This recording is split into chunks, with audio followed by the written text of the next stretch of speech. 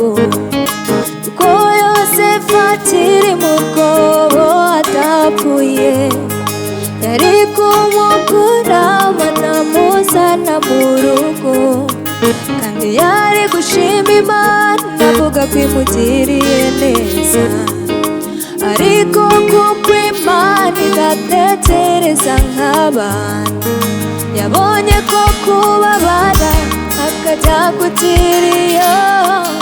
akarira nk'uwapfushije ntacyo bimutwaye kuruta uko Yosefu aza bakazicwa n'inzara ndumva nguwe neza mu mutima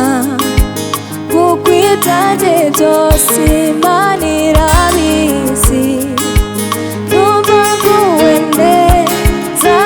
mu mutima kuko ibyanjye byose Imana irabizi ndumva nguwe neza mu mutima kuko ibyanjye byose Imana irabizi ndumva nguwe neza mu mutima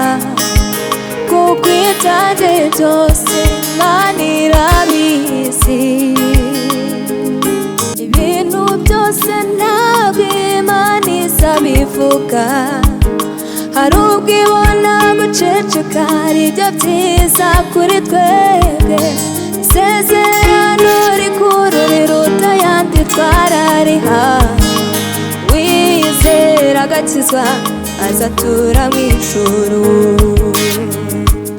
Imana ntijya ibeshya iragira